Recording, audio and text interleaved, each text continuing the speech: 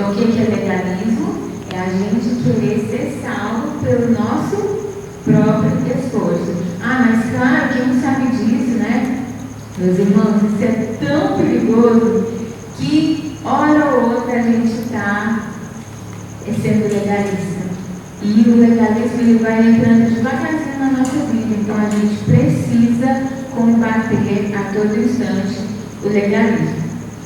E essa passagem que eu li com vocês, Gálatas 3, de 9 a 11, traz uma afirmação bem interessante. Gálatas 3, de 9 a 11. Eu vou ler só a parte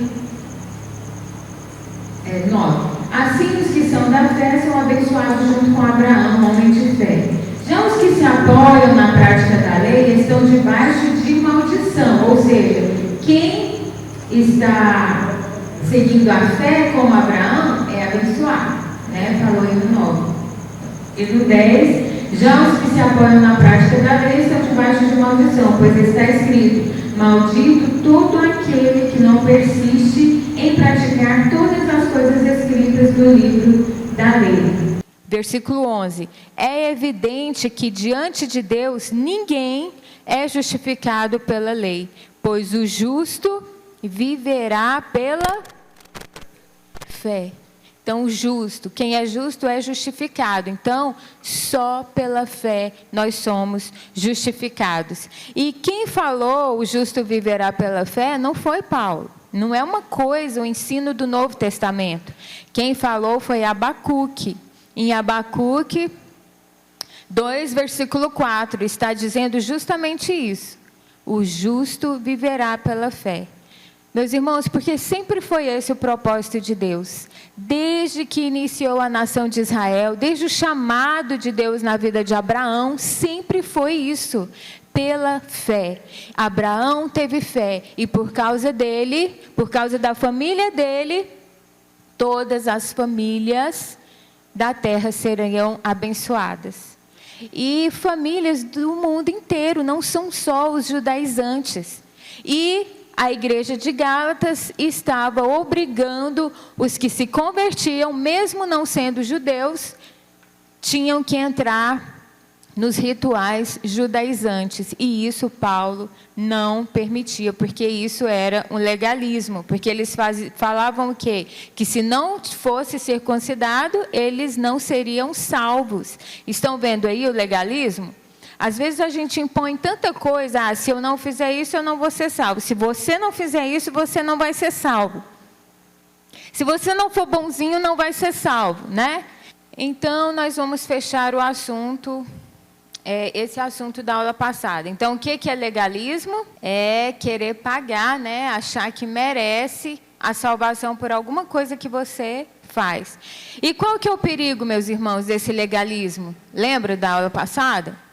Qual que é o perigo do legalismo? Porque se você acredita que é o seu esforço, você vai se achar melhor do que o outro.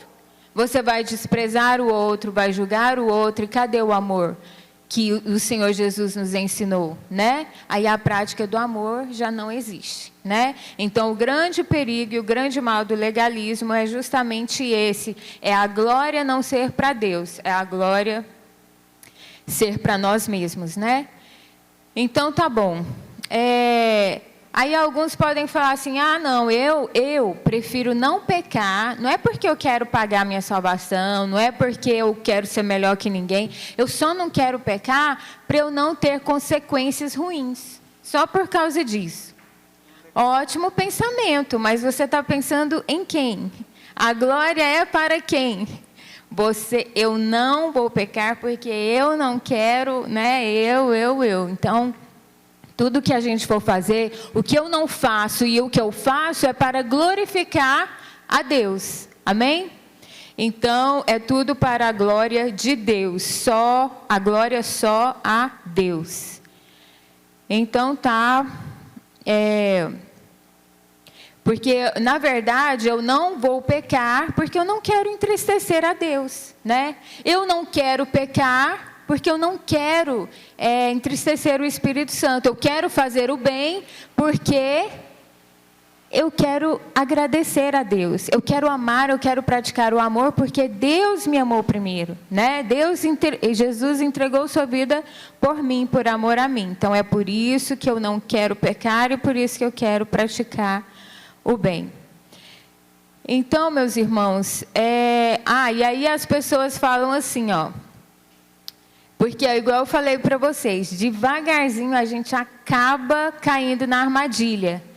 Alguém chega e fala assim, nossa, Andréia, seu coração é tão lindo, seu coração é tão generoso, você é maravilhosa. Aí você fala, sou mesmo, nossa, eu faço tanta coisa, né? Aí a gente acaba caindo na armadilha, aí a gente tem que clamar o sangue de Jesus, né? Agradece a pessoa e agradece a Deus. Senhor, obrigado, porque através de mim, né, a glória está sendo dada a Ti. Porque através das minhas atitudes, eu estou glorificando ao Senhor. Porque tudo que a gente faz é para a glória de Deus. É a fé em si mesmo. Ah, entendi. A fé é para Deus e não para mim, né? Meus irmãos, então nós vamos entrar agora no capítulo 6. E eu gostaria, esse capítulo é tão prático, que eu gostaria que você, à medida que a gente vai falando sobre o capítulo, você olhasse na sua Bíblia, o Samuel vai colocar ali, mas eu gostaria que você também olhasse na sua Bíblia e marcasse qual versículo te chama mais atenção, qual versículo você gostou mais. E explicar com poucas palavras. Nós vamos ter um tempinho para isso. Amém? Não é obrigatório, tá, gente? Só quem quiser mesmo. Então, vamos lá. Paulo finaliza, então, meus irmãos, o livro de Gálatas com esse capítulo 6. Então, olha, versículo 1.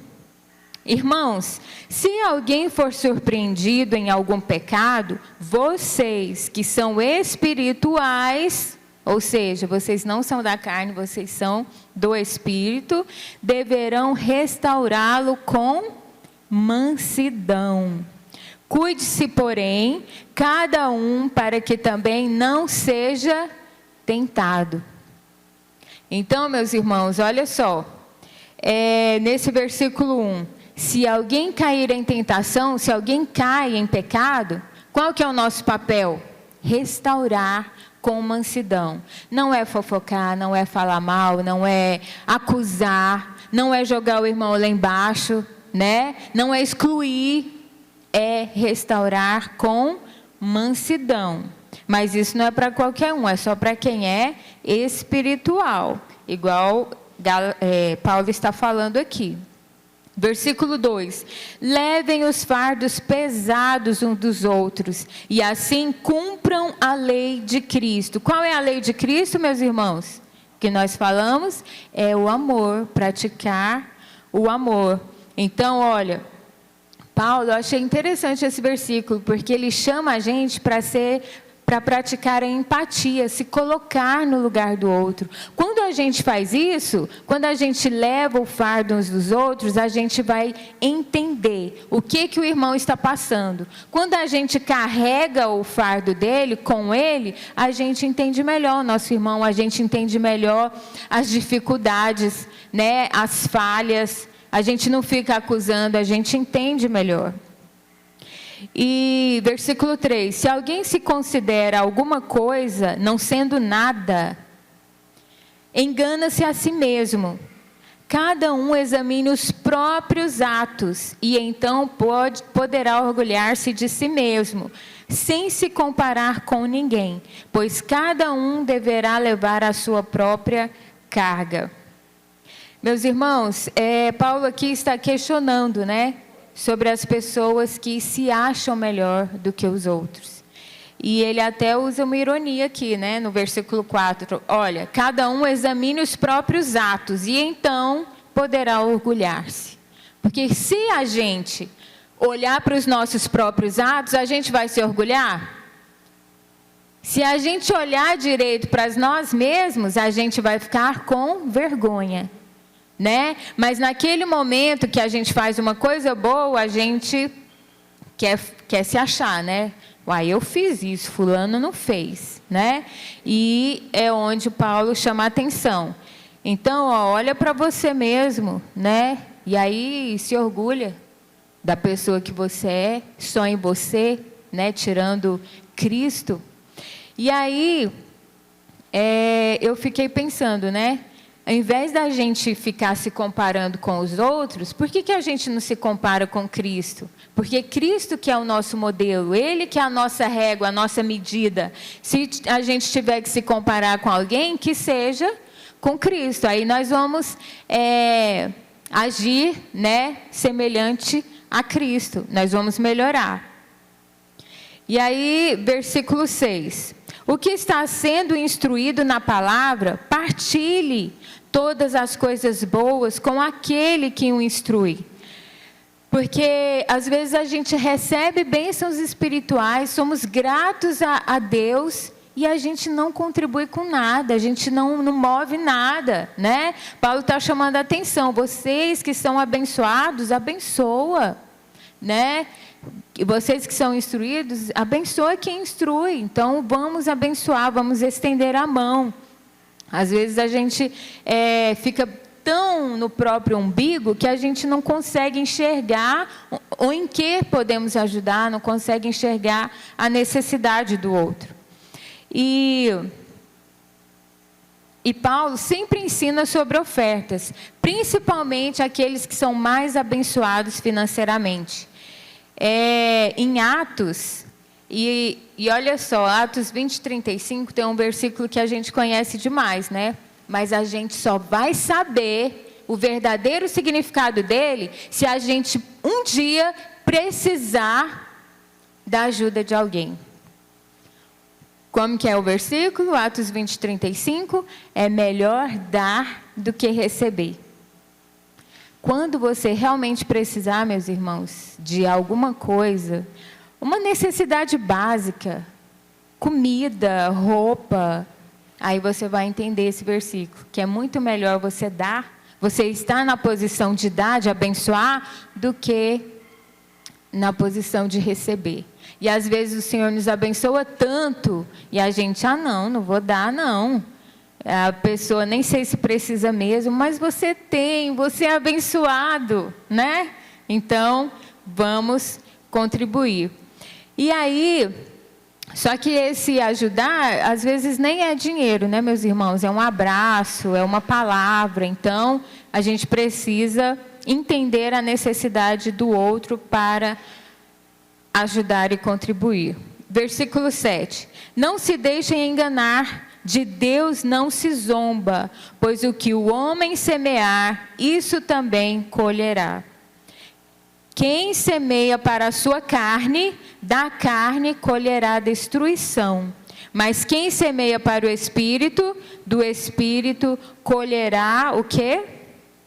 A vida eterna. Meus irmãos, aqui Paulo está falando sobre a semeadura. Um cristão autêntico, um cristão legítimo, de verdade, ele vai pensar a médio e longo prazo. Ele vai pensar no futuro. Porque quem semeia, quem se preocupa em semear, é quem pensa no futuro. Né? Ninguém planta pensando no agora, vou me divertir, vou plantar. Não.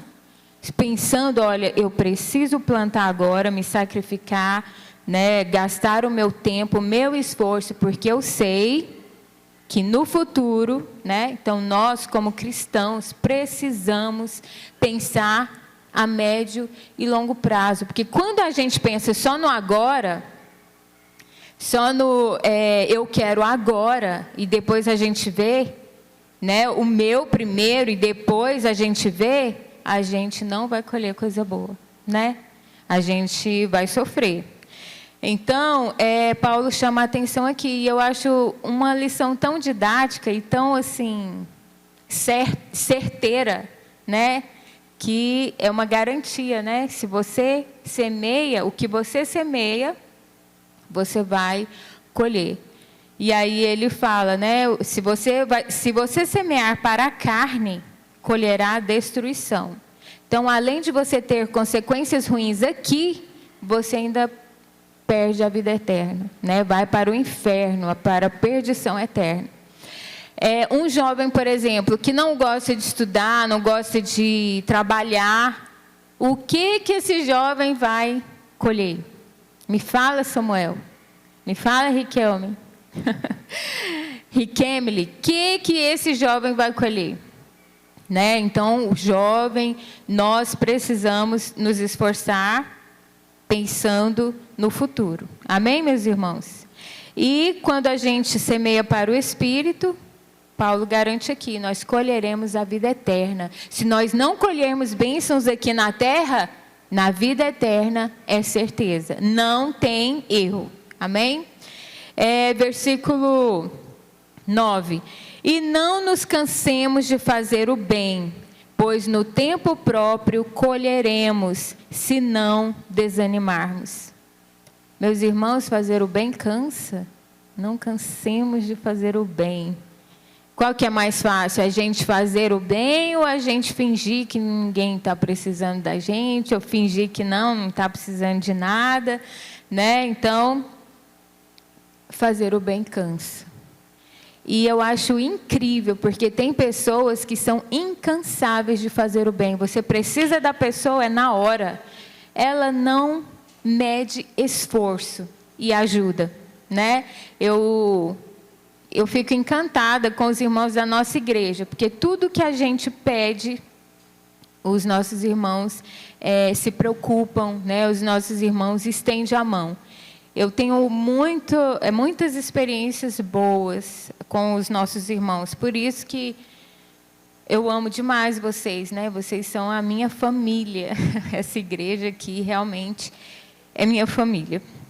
E quando a gente pensa em pessoas que fazem o bem, de quem que a gente lembra?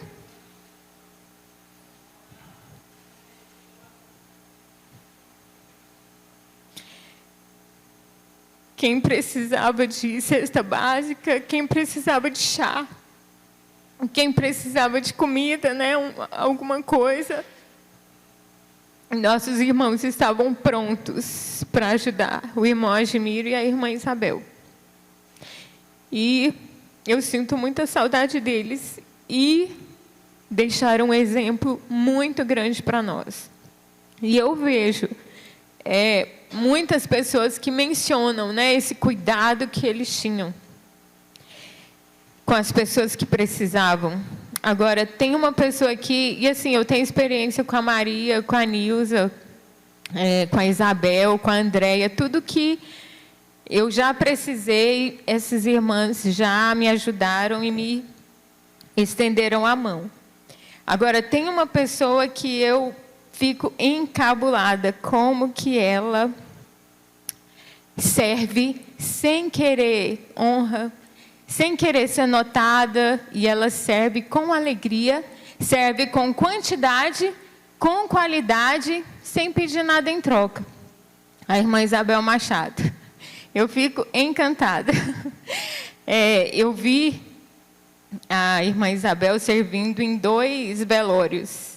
Meus irmãos, em casamento, no que você precisar, chama a irmã Isabel. Não me chama, não.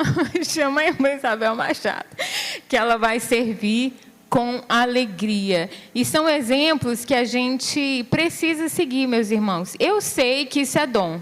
É dom de Deus, meus irmãos, que não tem, né, não tem explicação. Uma pessoa se doar, né, como essas pessoas que eu conheço que fazem o que fazem, né?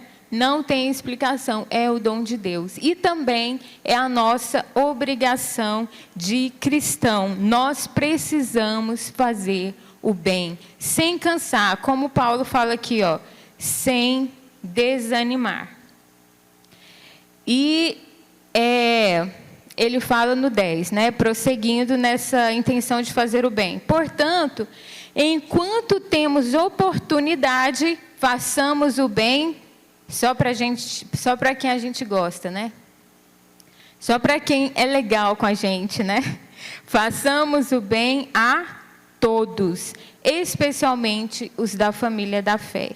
Então, nós precisamos fazer o bem, e isso é uma ordem, né? Nós precisamos fazer o bem para as pessoas legalistas, para as pessoas que falam mal dos outros, para as pessoas que falam mal de você, né? Para as pessoas que você vê que não faz nada, você precisa fazer o bem para elas também. Essa é a ordem de Paulo no versículo 10. E aí, sabe aquelas pessoas que eu acho que me perseguem? Sabe aquelas que eu acho que me perseguem?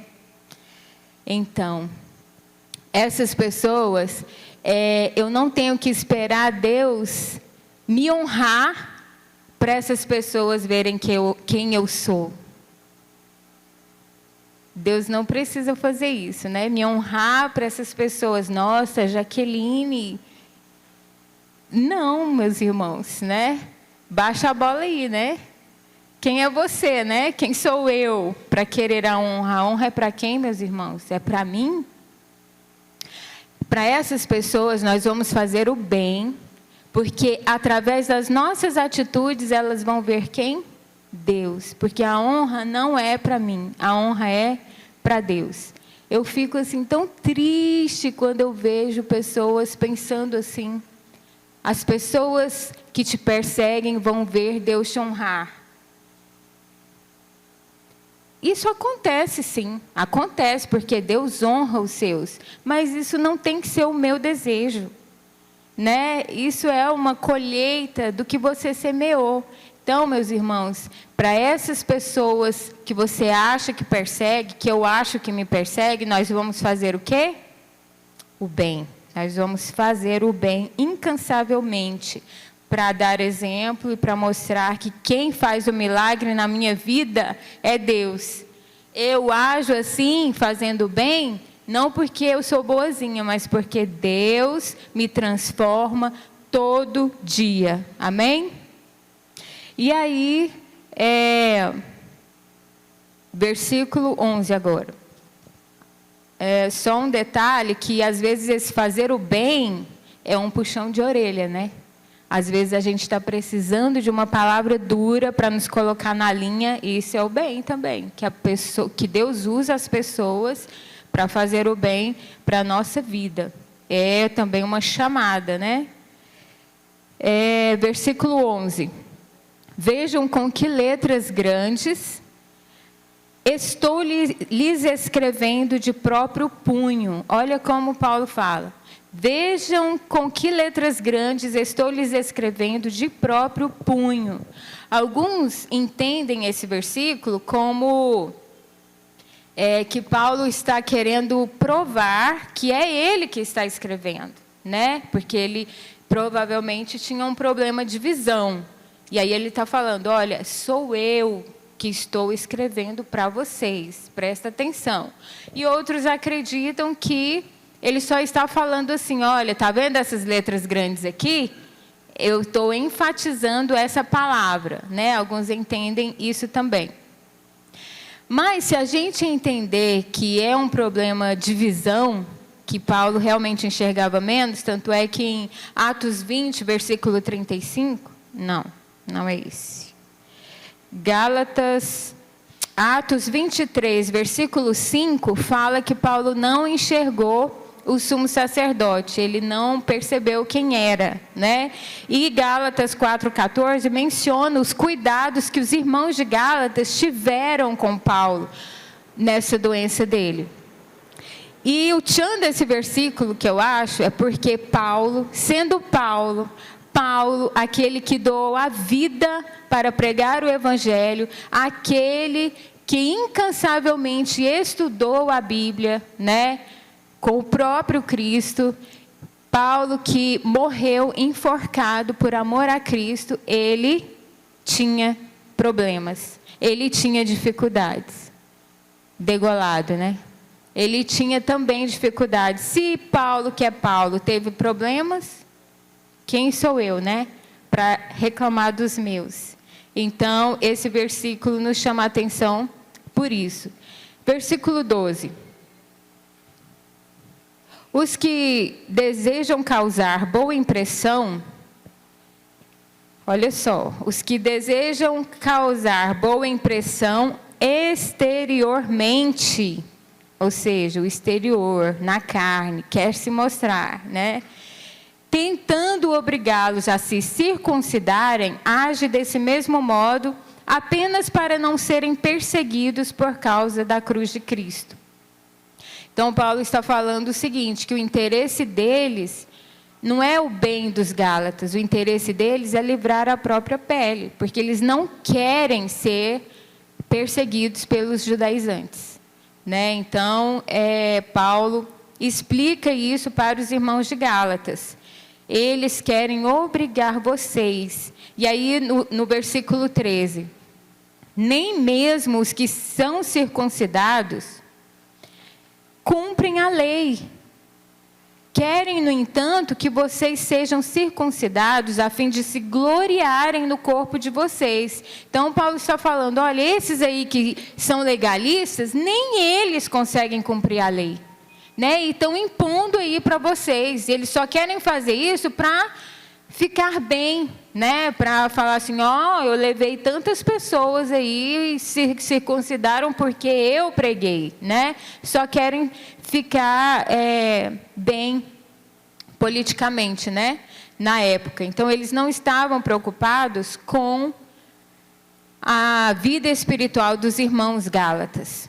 Versículo 14.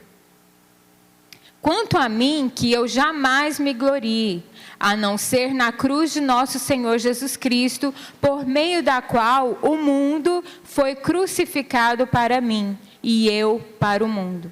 De nada vale ser circuncidado ou não. O que importa é ser uma nova criação. Rimou, né? Então, olha só.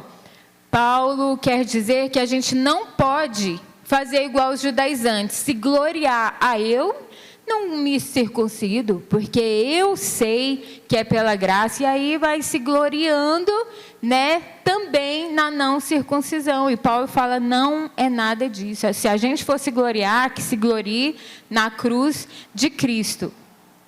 Então, Paulo, ele não se importa, a gente vê o tempo todo, ele não se importa se ele vai ser perseguido, se ele vai ser preso, se ele vai sofrer, ele não se importa se as pessoas vão deixar de seguir, de ter seguidores, ele não se importa, ele defende a palavra. É isso que importa, sermos uma nova criação, é sermos habitados pelo Senhor Jesus Cristo, né? É sermos espirituais e não carnais. Versículo 16. Paz e misericórdia estejam sobre todos os que andam conforme essa regra, e também sobre o Israel de Deus. Quem é o Israel de Deus? É a igreja, né? A igreja. Então, olha, Paulo, ele fala assim, paz e misericórdia com essas pessoas que seguem essa regra. Ele não manda ninguém para o inferno aqui, né? Ele deseja paz e misericórdia. E também, então ele faz bem a separação aqui, e também sobre a igreja, que é a igreja invisível, né? Aquela que vai para a vida eterna. Aquelas pessoas que terão a vida eterna. Versículo 17. Sem mais, que ninguém me perturbe, pois trago em meu corpo as marcas de Jesus. Irmãos, que a graça de nosso Senhor Jesus Cristo seja com o espírito de vocês. Amém. Então, eu achei interessante o versículo 17, né? Porque Paulo está comparando aqui a marquinha da circuncisão com as marcas que ele traz nas costas, no rosto, né? E sabe lá onde mais, as marcas que ele sofreu por causa do Evangelho. E tudo isso por amor a Cristo, né? Então ele chama a atenção, para com essa briguinha, gente. O que vale é servir a Cristo. E eu pergunto para você, qual que é a marca que você tem? Paulo tinha várias marcas por levar o Evangelho. E nós, quais são as nossas marcas? Alguém aqui já apanhou alguma vez por ser cristão? Ninguém nunca levou um murro? Nem um murrinho? A nossa marca, que bom, né, meus irmãos? Amém. Nós vivemos um tempo maravilhoso. Mas a marca que nós levamos, ela está no nosso coração, né? Nós sofremos, sim, perseguições, mas não são físicas, né? São psicológicas. E nós levamos essas marcas, mesmo que com sofrimento, né? Mas nós não podemos nos cansar de levar a palavra do Senhor, não podemos nos cansar de servir a Cristo. A gente vê o Senhor operando em nós, nas nossas vidas, nos tornando mais espirituais, e isso às vezes sangra, né? Isso às vezes machuca, mas vale a pena, né? Essa vida espiritual